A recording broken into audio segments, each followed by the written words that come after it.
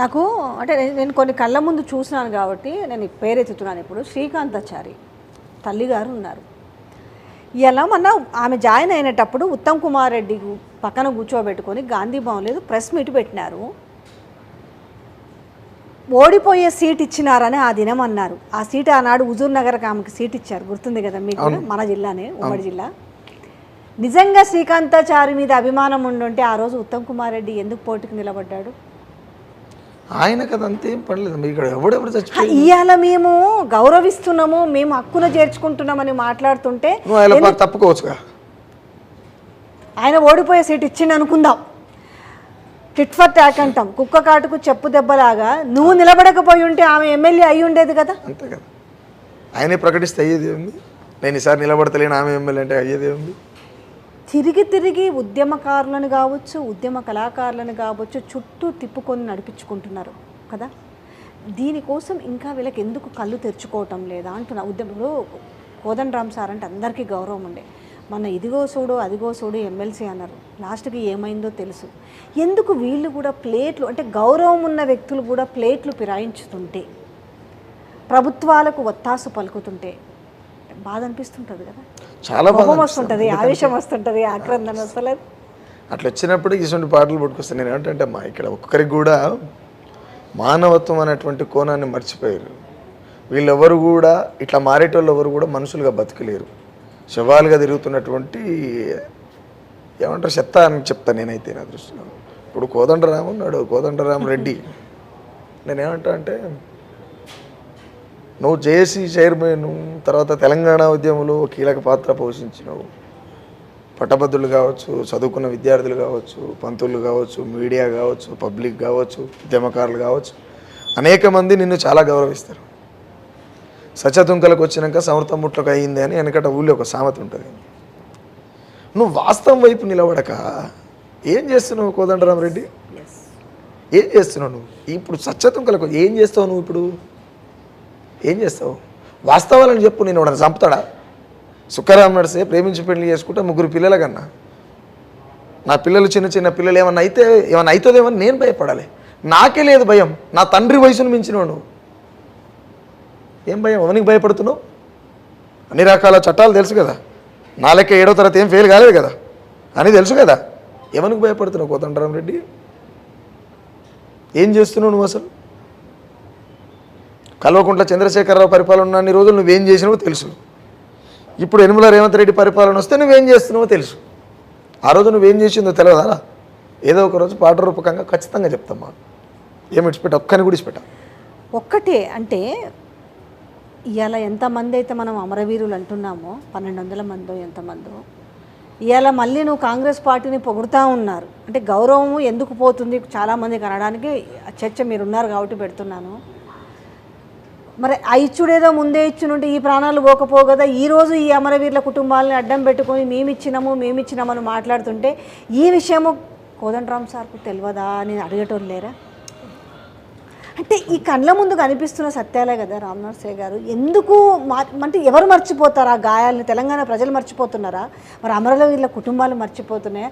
ఎటు గాలిస్తే అటు గాలివాటంగా పోతున్న విధానాన్ని ఎట్లా ఎండగడతారు అనేది అర్థమవుతలేదు అసలు. ఎప్పుడైనా తల్లి రాజ్య విధ్వంసం జరుగుతున్నప్పుడు ప్రజలు తిరగబడేటువంటి సమయం వస్తుంది. ప్రజలు తిరగబడే సమయం వస్తుంది. ఆ సమయం వచ్చినప్పుడు ఖచ్చితంగా భూస్థాపితం జరగవలసింది ఏ ప్రభుత్వాలైనా. ఎందుకనంటే మొన్నటిదాకా కల్వకుంట్ల చంద్రశేఖరరావు కావచ్చు, తారక రామారావు కావచ్చు, కవిత గారు కావచ్చు, వీళ్ళు ఎవరైనా కావచ్చు, ఎవరు తలబిరుస్తున్న వాళ్ళే ఉన్నారు. వాళ్ళు కనీసం ఎమ్మెల్యేని మంత్రులను కూడా కలిసినటువంటి దాఖలాలు లేనట్టుగా వార్తలు విన్నాం మనం. ఇలాంటి మీడియా వాళ్ళే మాట్లాడుతుంటే విన్నా నేను. రేపు ఎవరి పరిస్థితి అయినా అంతే కదా. ప్రజలు కన్నెర్ర చేయనంతసేపే ప్రభుత్వాలు పెడతారు కదా. అంతే అమ్మా, అంతే. ఇప్పుడు నేనేమంటా అంటే నాకు తెలిసి కోదండరామ్ రెడ్డి ఆయనకున్నటువంటి విలువని ఆయన బజార్లో వేసుకుంటాడు.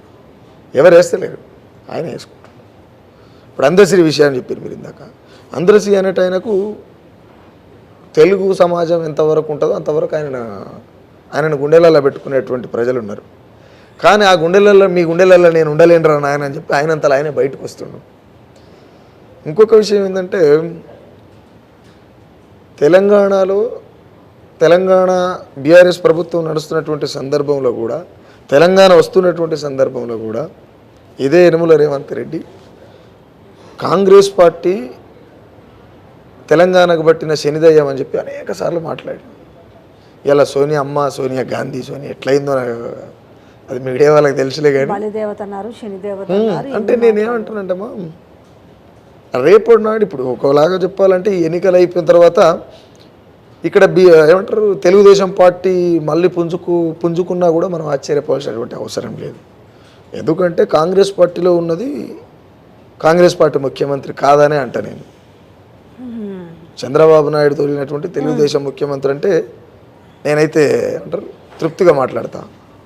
తిరుపతికి వెళ్ళినప్పుడు ఆయన ఒక మాట మాట్లాడింది తెలుసా, రేపు ఈ ఎలక్షన్ల రిజల్ట్ల తర్వాత రెండు రాష్ట్రాల మధ్యలో సయోధ్యని చేసుకొని తిరుపతిలో డెవలప్మెంట్కు ఇంకింత నా వంతుగా కూడా నేను సహకరిస్తాను అనేసి ఆయన చెప్పేసి వచ్చినాడు. అంటే హోప్ ఈజ్, అవును, ఆ పాయింట్ అర్థమైన వాళ్ళకి చాలా మందికి అర్థమవుతుంది.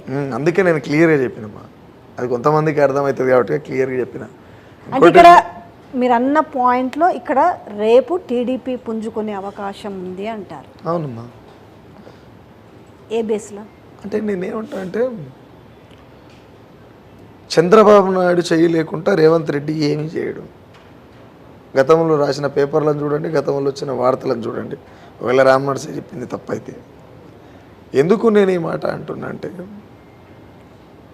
ఎందుకు పక్క రాష్ట్రంలో ఉన్నటువంటి ఈ రాష్ట్రంలో ఉండి చేసిపోయినటువంటి తప్పప్పుల్ని ఇలా వాళ్ళు పక్క రాష్ట్రంలో ఉంటే మాట వరుసకైనా మాట్లాడే సందర్భం వచ్చినప్పుడు ఎందుకు దాటేస్తావు?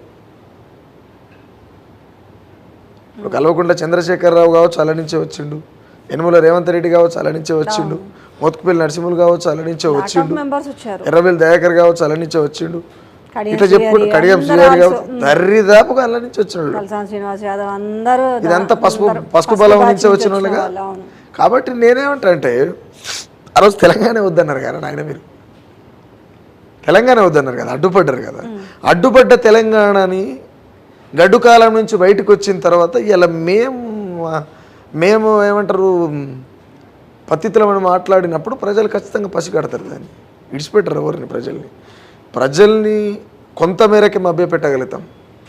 ఇంకోటి ఏంటంటే మన కంట్రీలనే అమ్మ, నేను ఒక పెద్ద మనిషి మాట్లాడుతుంటేనా, ఈ దేశంలో మొట్టమొదటిసారట 2-3 నెలలు దాటక ముందుకే వ్యతిరేకత వచ్చిన ప్రభుత్వం ఏదైనా ఉంది అంటే యనమల రేవంత్ రెడ్డి అనట.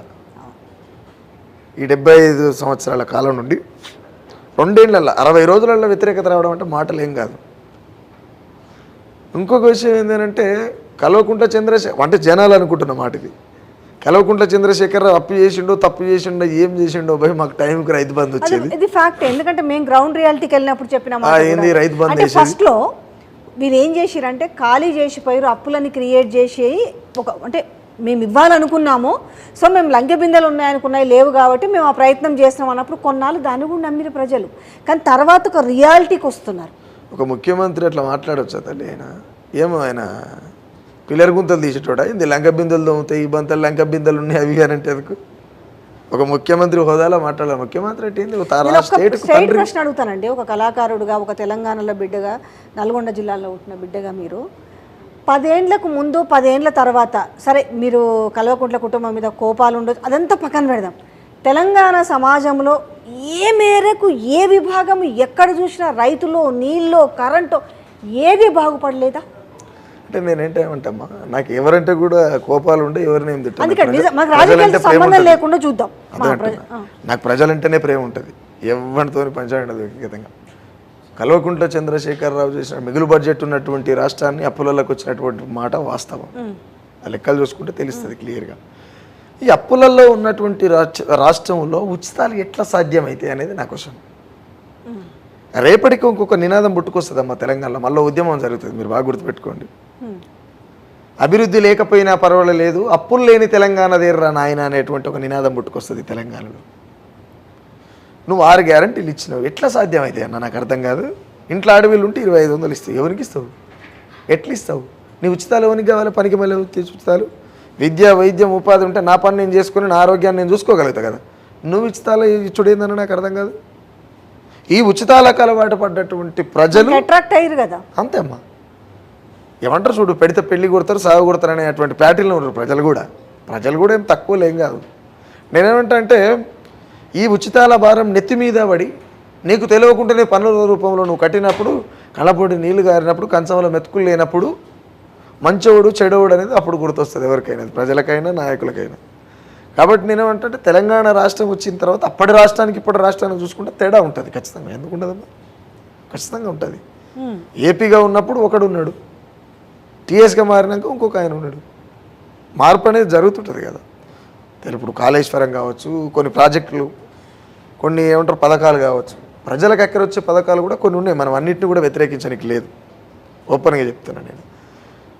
రేపు కాంగ్రెస్ ప్రభుత్వం కూడా ఇచ్చినటువంటి హామీలు ఏవైతే ఉన్నాయో అవి నెరవేర్చలేనటువంటి అలిమిగా అని అంటారు కదమ్మా, అంటే నాతోని కాదు అంటారు, అలిమిగా అనేటువంటి హామీలు అవి.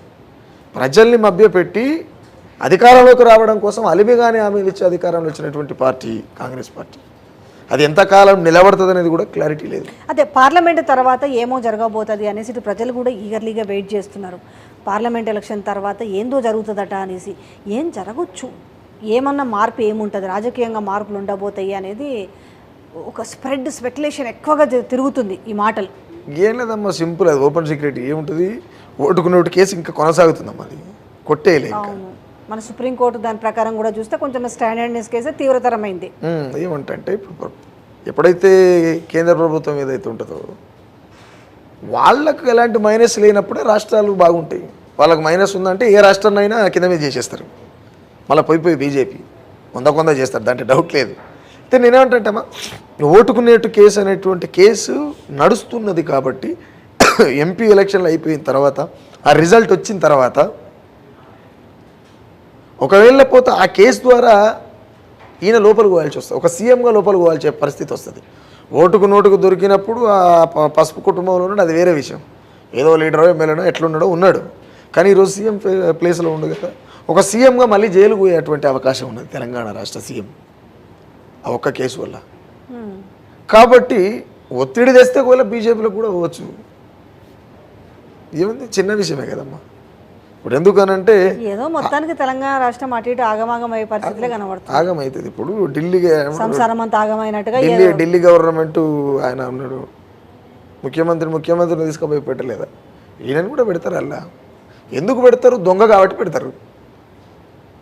దొంగ ఎన్ని రోజులున్నా దొరుకుతుంది కదా. ఇప్పుడు రాము నడిసే తప్పు మాట్లాడిపోతే ఏదో ఒక రోజు నిజం దొరుకుతుంది మళ్ళా. కాబట్టి నేనంటే తెలంగాణ అనేది టోటల్గా గందరగోళ పరిస్థితులకు వెళ్ళిపోయే అవకాశంలో ఉన్నది. 100% జరుగుతుంది. అదే నాకు తెలిసి రేవంత్ రెడ్డి పక్క జైలుకు పోయేటువంటి అవకాశాలు ఉంటాయి. అంతే అంటారు.